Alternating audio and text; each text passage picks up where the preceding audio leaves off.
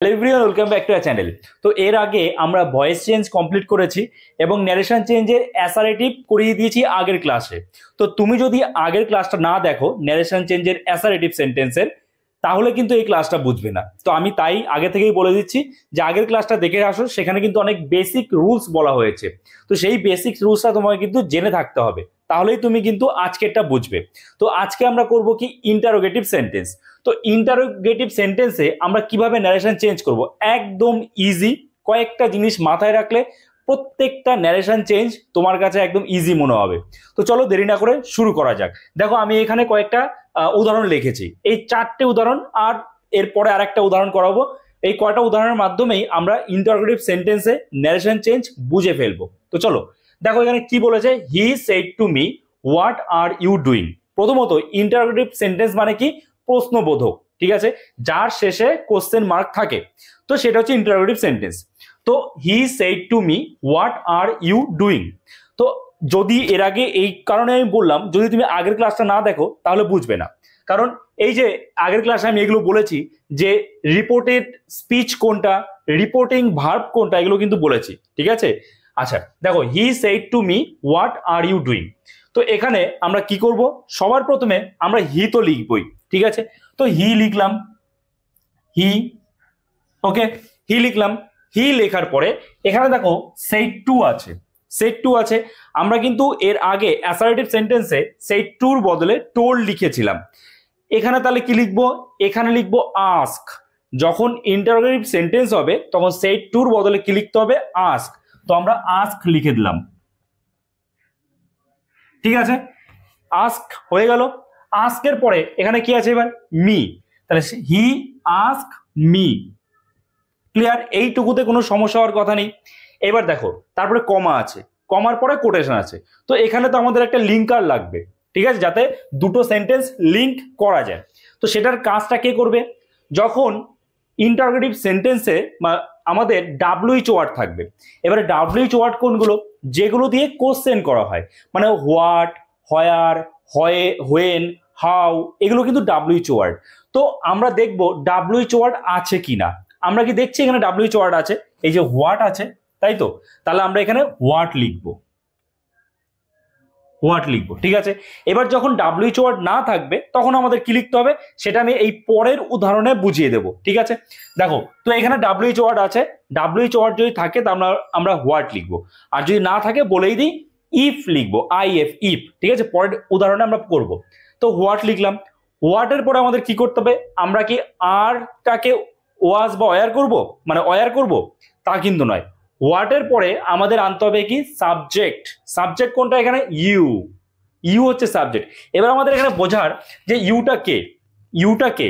He said to me, সে আমাকে বলল যে হোয়াট আর ইউ ডুইং, মানে তুমি কি করছো। তাহলে এই ইউটা তো আমি, ঠিক, এই ইউটা আমি। তাহলে এখানে ইউ এর বদলে কি হবে, আই, যাকে বলে চেঞ্জ অফ প্রোনাউন। এর আগের ভিডিওতে আমি এগুলো ডিটেলসে বলেছি।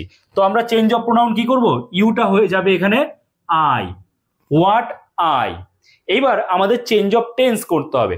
এই যে আর থাকলে ওয়ার হবে বা ওয়াজ হবে, সেক্ষেত্রে সেটাকে কি বলে, চেঞ্জ অফ টেন্স বলে। আমরা শর্টে শিখেছি যে অনেক জায়গায় যে আর থাকলে ওয়াজ হবে বা ওয়ার হবে, এরকম কিছু শিখেছি।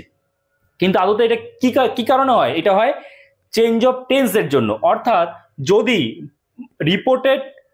রিপোর্টিং ভার্ব মানে সেই টু, এটা যদি পাস্ট টেন্স থাকে তাহলে আমরা ভেতরে টেন্সে চেঞ্জ করব, এবং ভেতরে কি টেন্স আছে, প্রেজেন্ট টেন্স আছে, তাহলে সেটা আবার পাস্ট টেন্সে চেঞ্জ করব। এগুলো অনেক বেসিক রুলস আছে, এগুলো তোমরা তার জন্য বলছি বারবার করে আগের ভিডিওটা দেখো, ঠিক আছে। তো এখানে আর আছে যেহেতু, এবং এটা কি আছে, প্রেজেন্ট কন্টিনিউয়াস টেন্স আছে।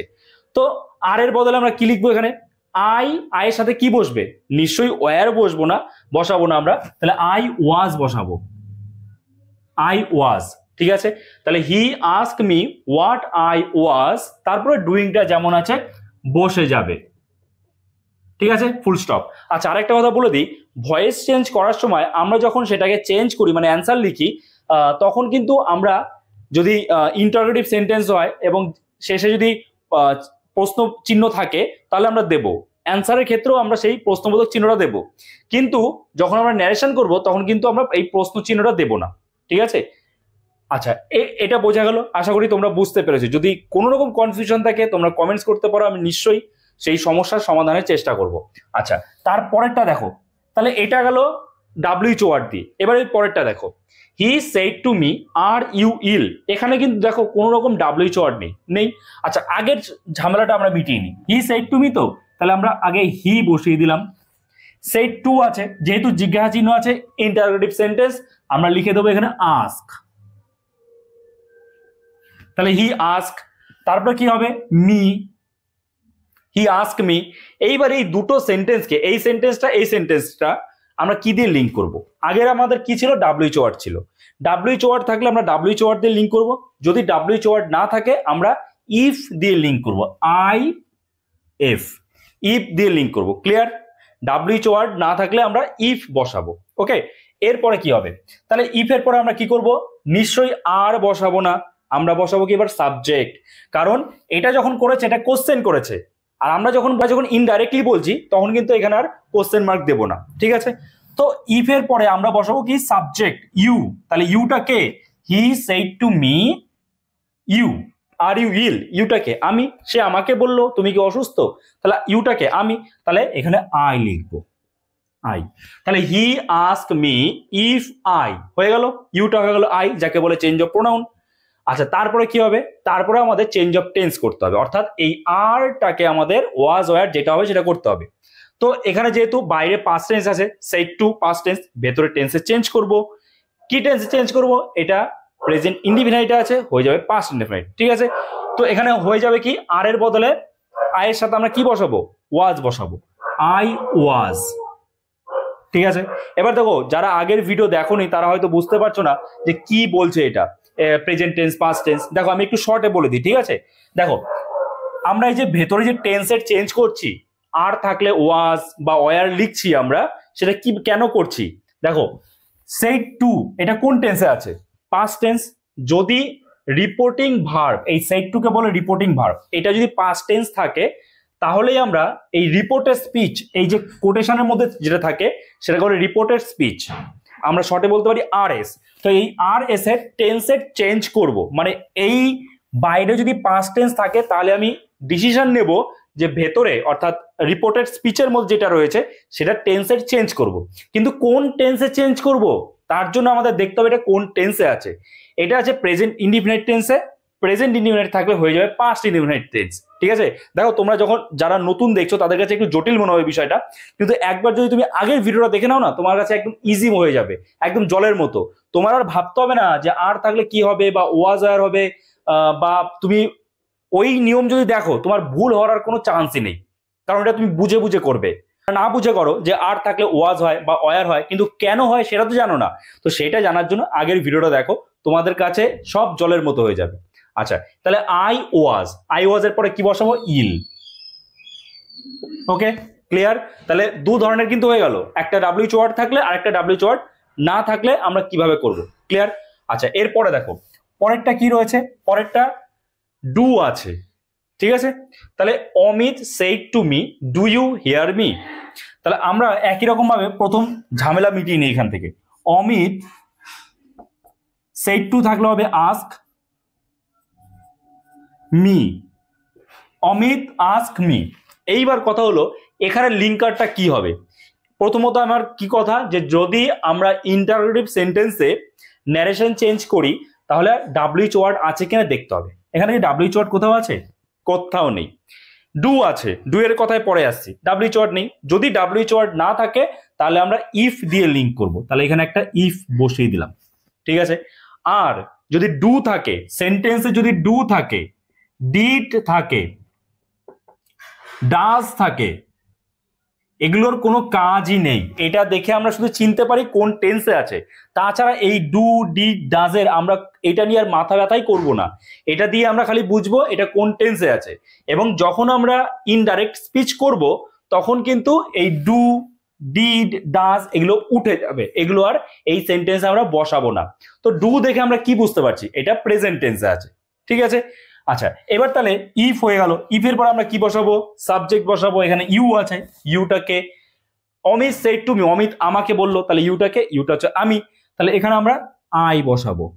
ইফ আই, তারপরে কি হবে, ডু আমরা বসাবো না, ডু নিয়ে আর চিন্তা করতে হবে না, ঠিক আছে, ডু মনে করো আর নেই, আমরা ডু দেখে চিনলাম এটা প্রেজেন্ট টেন্সে আছে। তারপরে hear me, verb, main verb যেটা হেয়ার মি, এখানে আমাদের টেন্সের চেঞ্জ করতে হবে। আচ্ছা, টেন্সের চেঞ্জ করতে হবে কিনা কি করে বুঝবো, এই যে বাইরে পাস্ট টেন্স আছে সেট টু, যেহেতু পাস্ট তাহলে আমি ভেতরে টেন্সের চেঞ্জ করব। এবং কিসে চেঞ্জ করব, এই ভেতরে কিসে আছে, প্রেজেন্ট ইনডিফিনাইটে আছে, হয়ে যাবে পাস্ট ইনডিফিনাইট। তাহলে হেয়ার থাকলে হয়ে যাবে হার্ড,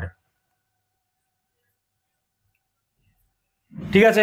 ইফ আই হার্ড, এই মিটাকে Amit said to me do you hear me, যে অমিত আমাকে বলল তুমি কি আমার কথা শুনতে পাচ্ছ, তাহলে এই যে তুমিটা তো আমি, আর এই মিটা হচ্ছে অমিত, তাহলে আমরা এখানে ইফ আই হার্ড হিম, আমি কি তাকে শুনতে পাচ্ছি। ক্লিয়ার, আশা করছি বুঝতে পারছো, যদি সমস্যা হয় অবশ্যই কমেন্টস করতে পারো। এরপরে দেখো রয়েছে, এবার এখানে দেখো না আছে ডু, না আছে ডাজ, না আছে ডিড।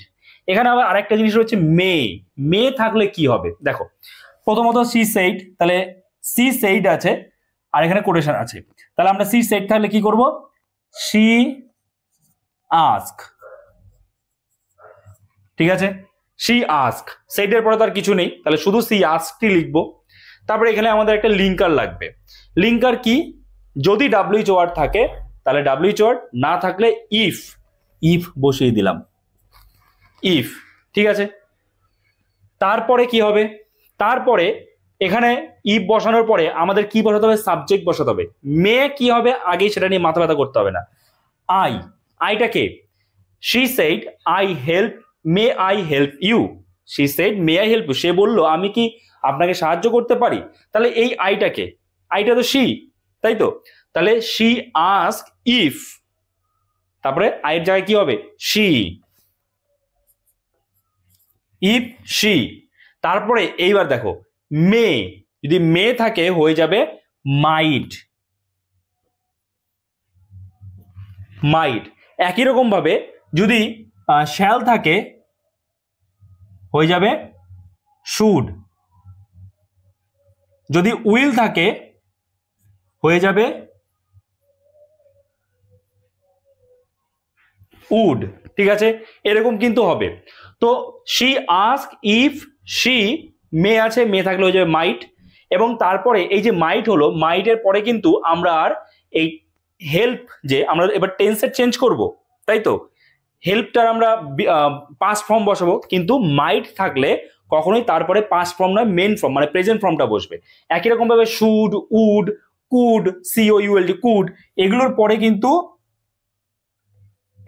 কিন্তু কি বসে, সবসময় প্রেজেন্ট ফর্ম বসে। তো এখানে হেল্পটা হেল্পই থাকবে, ঠিক আছে। তাহলে she ask if she might help, তারপরে কি হবে, ইউটাকে, she said may I help you, এই আইটা হচ্ছে শি, আর এই ইউটাকে, সে বলল আমি কি আপনাকে সাহায্য করতে পারি, এই আপনিটাকে আমি, ঠিক আছে। তো এখানে লিখে দেই যে she ask if she might help, I থাকলে ইউটা কি, আমি তো, তাহলে মি, আমাকে, ঠিক আছে। আশা করি বুঝতে পেরেছো, যদি কোনো রকম কনফিউশন থাকে কমেন্টসে জানাও, আমি নিশ্চয়ই সেই সমস্যার সমাধানের চেষ্টা করব। আর প্রতিনিয়ত এই ধরনেরই এডুকেশনাল ভিডিও আসতে চলেছে আমাদের চ্যানেলে, তো কাজেই যদি চ্যানেলে নতুন হয়ে থাকো এবং এই ধরনেরই নতুন ভিডিওর আপডেট পেতে চাও তাহলে অবশ্যই চ্যানেলটাকে সাবস্ক্রাইব করে রেখো এবং পাশে থাকা বেল আইকনটাকে প্রেস করে অল নোটিফিকেশন অন করে দিও। আর হ্যাঁ, ডেসক্রিপশনে আমাদের টেলিগ্রাম চ্যানেল লিংক আছে, অবশ্যই সেখানে জয়েন হয়ে যাও। ওকে, তো চলো দেখা হচ্ছে নতুন কোনো ভিডিওতে, সবাই ভালো থেকো।